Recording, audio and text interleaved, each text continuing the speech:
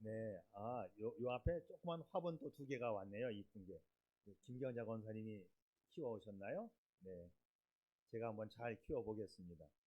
받침대가 2층에 올라갔어요. 이 받침대가 너무 커서 목수 들어온 김에 잘라보려고, 조금 잘라내려고, 받침대를 받쳐놔야 되는데, 2층에 올라가 있고 아직 자르지를 못했네요. 네, 김장학 집사님도 오셔서 수고해 주셨지만, 저도 아주 일주일 내내 고생이 참 많았어요. 일이 헤비해도 끝이 없네요.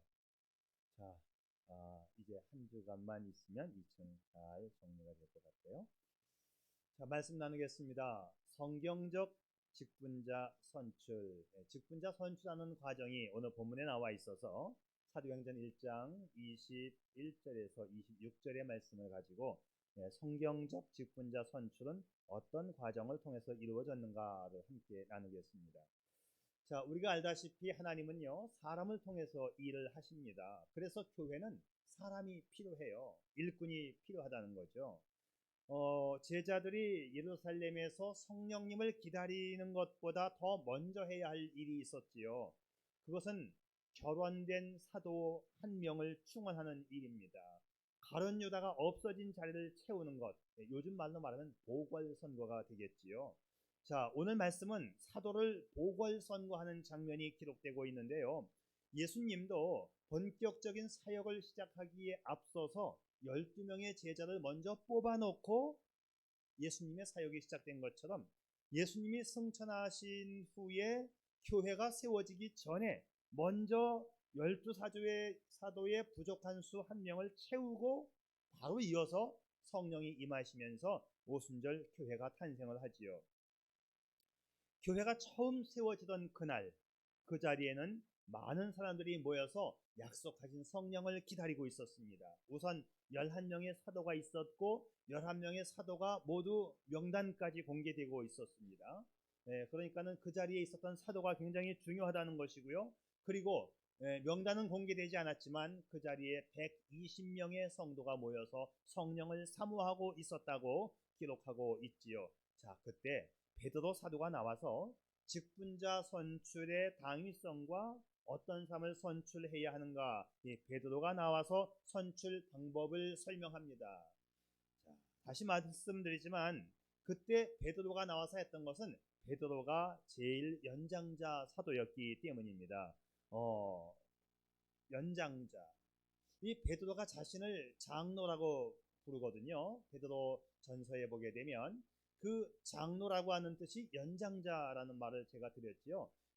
이 장로, 성경에서 장로라고 하는 뜻은 요즘에 우리가 말하는 장로가 아니고 목회자를 지칭하는 건데, 그 목회자가 연세가 들면 장로라고 호칭했던 걸 볼 수 있어요. 그래서 베드로가 자신을 장로라고 불렀고, 요한 사도도 요한 2서에 가면 자기를 장로라고 부릅니다.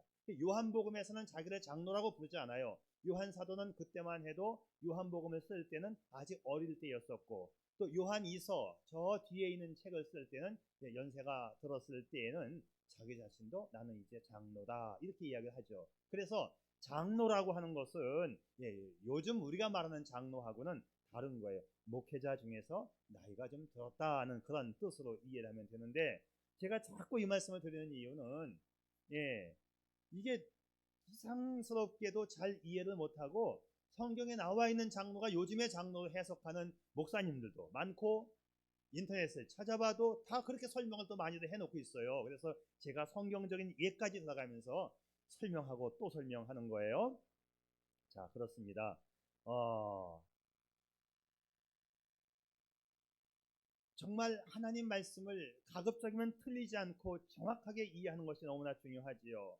여하튼 예루살렘 믿음의 공동체는 목사님 중에 가장 연장자인 베드로가 나와서 사도 직분의 선출에 관해서 오늘 말씀을 하고 있습니다. 그래서 우리 교회도 직분자 중에 가장 연장자이신 이제 우리 최순환 장로님이 나와서 직분자 선출에 관한 제반 설명을 또 한번 말씀해 주시고 또 진행이 될 겁니다. 오늘 본문에 보면 직분자 선출에 관한 몇 가지 원리를 발견하게 되는데요. 첫째, 사도들이 선거관리위원이 되었다는 걸 우리가 볼 수 있어요. 물론 성경 말씀에 선거관리위원이라는 말은 없습니다만은 오늘 제가 사용한 명칭이고 뭐 현대 사회에서는 흔하게 쓰는 명칭인데요. 자, 그들이 그 일, 사도들이 이 선거에 관한 일들을 주도했던 것으로 보여집니다. 아까도 말했지만 이 사도들이 선관위가 된 셈인데요. 사도들의 이름이 특별히 명시가 되고 있어요. 직분자 선출에 앞서서 11사도의 이름이 거명되었다. 그 현장에 있었다라고 하는 것이 강조되고 있고, 그리고 그곳에 모인 성도가 120명의 성도가 있었다는 설명이 나옵니다. 이때 이 가장 연장자 장로, 연장자 목사님인 베드로가 실패한 사람 가룟 유다에 대해서 설명을 해요. 자, 가룟 유다 설명을 왜 할까요? 자, 가룟 유다 같은 사람은 직분자가 되어서는 안 된다는 이야기지요. 한마디로 말해서 가룟 유다가 실패한 것은 물질 때문입니다. 자기만 생각하는 이기심 때문이었어요. 성경 말씀은 이렇게 합니다. 그가 불의의 삭서로 밭을 샀다. 그 밭을 산 후에 처참하게 죽었고 결국 그 밭을 피밭이라 부르게 되었다. 초대교회에서는 물질에 관해서 아주 엄격하게 다룹니다. 하나님의 것을 도둑질하는 자, 하나님의 것을 숨기고 내 것으로 삼는 자, 그것에 대해서는 아주 엄중하게 처단하는 것을 볼 수 있어요. 그래서 직분자가 되려면 하나님 앞에 드리는 하나님의 예물에 대해서, 하나님의 것에 대해서는 아주 엄격해야 한다는 사실이지요. 그래서 이 가룟 유다는 결국 스스로 죽음을 선택하게 됩니다. 단순히 가룟 유다가 죽었다, 그것뿐만 아니라 사도라고 하는 영광스러운 직분을 상실한 거지요. 주님이 직접 주신 직분마저 박탈당한 가룟 유다의 실패는 어떤 실패보다 치욕적이고 쓰라린 아픔이며 영혼의 구원까지 상실하는 영원한 실패가 됐던 겁니다. 지금 이런 설명을 가장 연장자 직분자인 베드로 사도, 베드로 장로, 베드로 목사님이 설명을 하는 거예요. 그러니까 선거관리위원은 11사도이었고 위원장은 베드로 사도였다고 보면 정확한 추측이 될 겁니다. 자, 두 번째로 우리가 이 본문에서 알 수 있는 것은 직분자는 예수님의 증인이 되어야 한다는 거예요. 어떤 사람을 우리가 직분자로 뽑느냐? 예수의 증인 될 사람을 직분자로 뽑는다. 사도, 직분자, 예수의 증인이다, 이렇게 보면 좋아요. 자, 예수의 증인이 되려면 예수에 대해서 잘 알아야 증인이 되지 않겠어요? 예수에 대해서 일거수, 일투족 잘 샅샅이 아는 자. 원래 일거수, 일투족이라고 하는 말이 손 한 번 들고 발 한 번 옮긴다는 뜻으로 크고 작은 동작 하나하나에까지 정확하게라는 뜻이죠. 그러니까 베드로 감독께서 사도의 자격에 대해서 설명하면서 21절 말씀 이렇게 말합니다.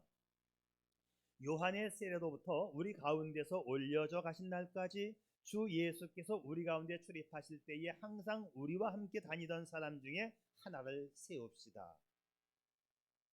자, 어떤 사람이 자격자이느냐? 여러분, 예수님이 공생애를 시작하실 때에 세례 요한의 세례를 받는 것으로 시작이 되었어요. 그래서 요한의 세례로부터 시작을 해서 죽으시고 부활하시고 승천하여 올라가시는 날까지 우리 가운데 출입하셨던 그 예수님에 대해서 다 보고 경험한 사람 중에서 뽑자. 이게 사도의 조건입니다. 무슨 말씀인지 알겠죠? 예수님이 공생애를 처음 시작하던 예수님이 세례받던 날로부터 하늘로 올라가신 날까지 우리와 함께했던 모든 순간순간에 대해서 보고 듣고 경험한 사람 중에서 우리가 선출을 해야 되겠다. 요즘 말로 말하면 성경 지식에 해박하여 예수님에 대해서 잘 아는 사람이어야 하겠다, 그런 말씀이죠. 자, 우리는 사도는 아니지만 사도 직분은 계승하고 있는 거예요. 자, 이어서 22절 후반부에 보게 되면 우리와 더불어 예수께서 부활하심을 증언할 사람이 되게 하여야 하리라. 그렇게 예수님에 대해서 다 보고 듣고 경험하여 그 예수님을 증거할 수 있는, 증언할 수 있는 사람이 되어야 한다. 목에 칼이 들어와도 내가 보고 듣고 경험한 그 예수님에 대해서, 특별히 예수님의 부활에 대해서 증언할 수 있어야 한다.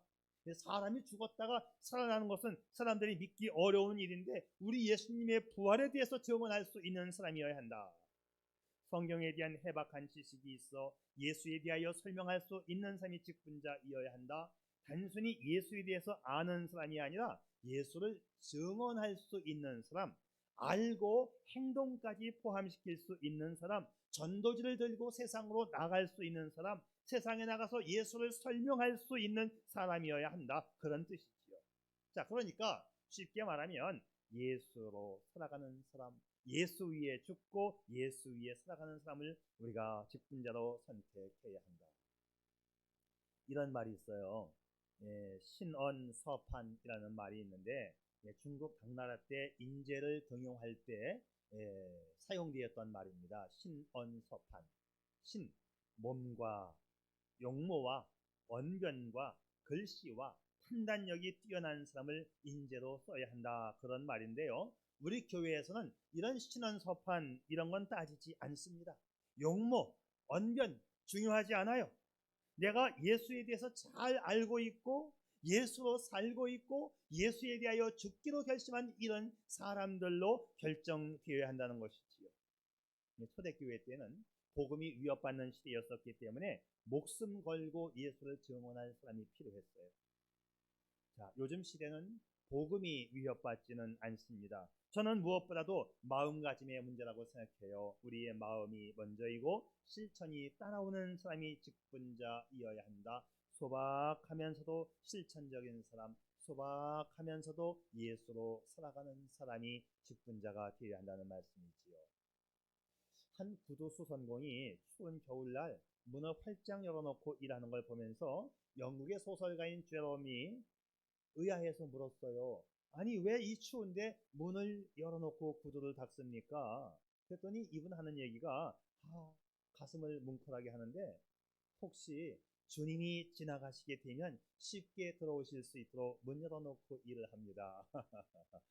네, 주님 사랑하는 마음이 참 아름답지요. 우리가 가끔 이런 말을 해요. 만약에 예수님이 지금 이 자리에 오신다면 오셨으면 좋겠는데. 다시 한번, 만약 예수님이 지금 이 자리에 오신다면, 오시면 좋겠는데. 이 말은 지금 주님이 나와 함께 하지 않는다는 것에 대한 스스로 고백하는 거 아닙니까? 주님의 성령은 이미 우리 마음 가운데 와 계십니다. 날마다 그 성령님과 동행하면서 살아가는 저와 여러분이라면 직분자가 되기에 충분합니다. 그런 마음으로 살아가는 사람. 용모는 좀 가진 것은, 사회적인 지위는 조금 부족해도 정말 예수님을 가슴에 담고 그 예수님과 함께 날마다 동행하는 사람이 직분자이어야 한다는 것을 오늘 성경이 말씀해 주고 있습니다. 그 다음에 세 번째로 직분자 선출에서 우리가 배워야 할 점은 후보자 선출은 배수공천제로 했다는 걸 우리가 볼 수 있어요. 자, 지금 우리는 초대교회 직분자 선출 과정을 보고 있는데 필요한 직분자는 한 명이었죠. 가룟 유다 대신 뽑힐 사람 한 명. 그런데 후보자는 둘을 세웠어요. 이 배수 공천을 했습니다. 자, 이 두 후보가 선출되는 과정은 나와 있지 않고 후보자 두 사람만 탁 나와요. 그러니까 누가 이 후보자 두 사람을 공천했겠어요? 선관위에서 11사도들이 선출한 것으로 보여집니다. 그리고 이 두 후보들을 성도들에게 소개를 하는 장면이 나와요. 우리 교회도 배수 공천으로 가급적이면 하려고 하는데 꼭 배수 공천이 여건상 안 될 경우에는 이제 뽑힐 사람들보다는 조금 더 많게 후보를 추천을 하고 선거를 하려고 합니다. 우리 교회는 당연히 이제 선거관리위원회가 우리 당회인데요. 당회에서 후보자 추천을 해놓고 요 후보 가운데에서 한 명입니다. 2명입니다. 3명입니다. 이렇게 뽑게 하는 방식도 있습니다. 그런데 오늘 우리는 장로님하고 많이 고민을 하다가 후보자 추천도 이 자리에서 하고 추천된 후보자 중에서 또 한 번 본 투표를 하려고 그렇게 합니다. 그러니까 주보에 나와 있는 이 명단은 해당되는 사람들의 명단을 보여줬을 뿐이고 이제 후보자는 아니죠. 그래서 조금 시간이 지나면서 다시 삭제되기도 하고 그랬었는데요. 하여튼 오늘은 후보자를 먼저 뽑아놓고 그 후보자 중에서 본투표를 그렇게 해서 선관위에서 후보자를 안 뽑고 후보자도 여러분이 뽑는 방식으로 그렇게 진행이 될 겁니다.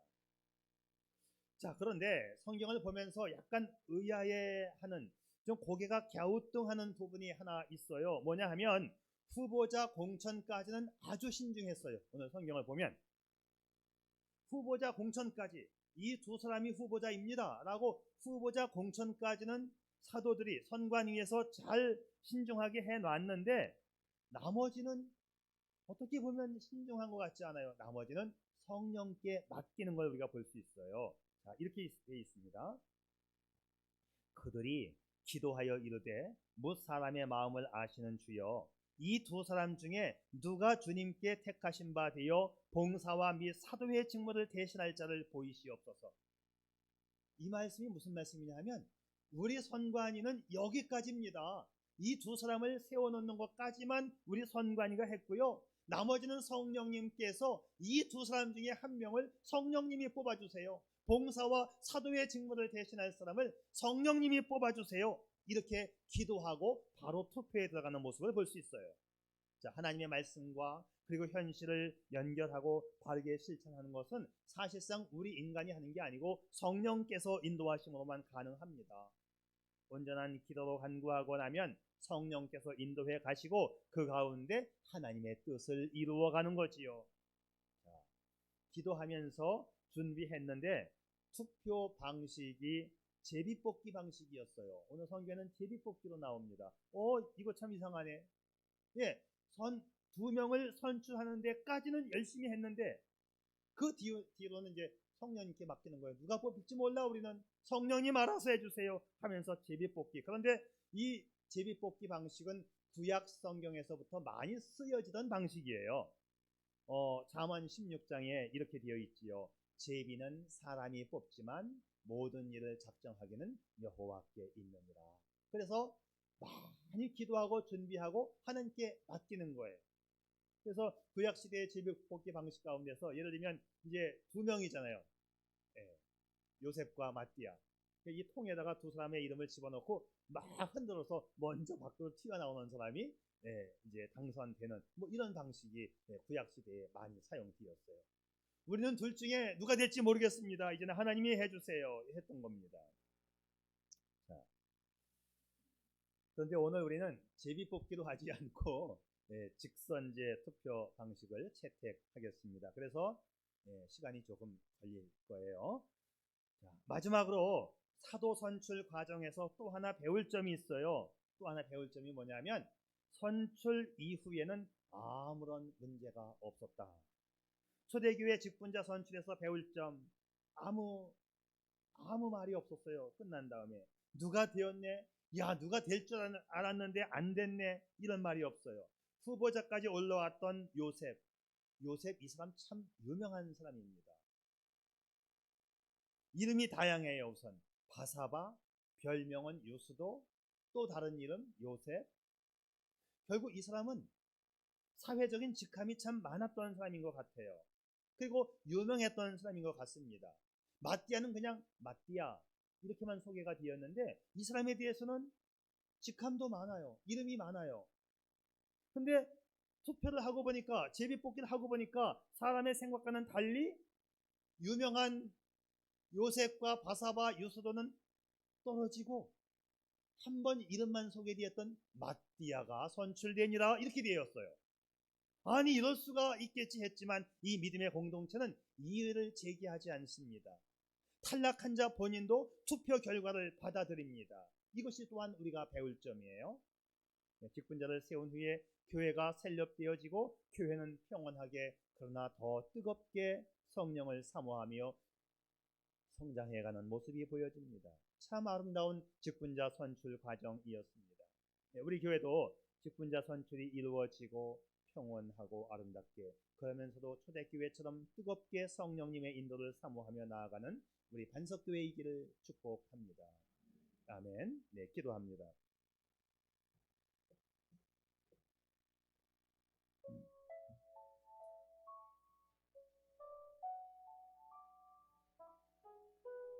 말씀을 통해서 초대교회가 직분자를 선출하는 모습을 보았습니다.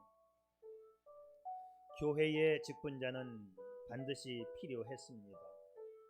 직분자 선출 과정엔 반드시 성령께서 함께 하셨으며 모든 성도는 사도들이 주관하여 진행하는 직분자 선출 과정에 순종하여 협력했습니다. 그리고 직분자가 선출된 이후에는 모두 일상으로 돌아가 믿음 생활에 전념했지요. 직분자는 누구보다도 앞서서 그리스도를 따라가는 사람들입니다.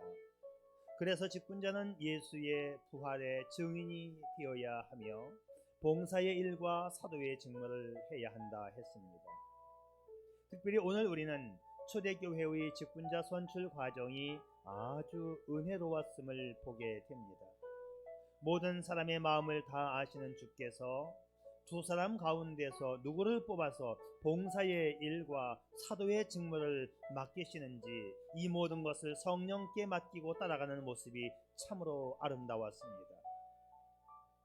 오늘 우리 교회에 이런 아름다운 모습이 있어지기를 축복합니다. 아버지 하나님, 오늘 정말 저희들이 오랜 시간 기다리고 준비해왔던 직분자를 선출하려고 합니다. 성령께서 우리의 마음을 감동하여 주시고 모든 절차 위에 우리 성령 하나님이 진행하여 주시고 모든 아름다운 결과를 맺어 주시옵소서. 예수님의 이름으로 기도드립니다. 아멘.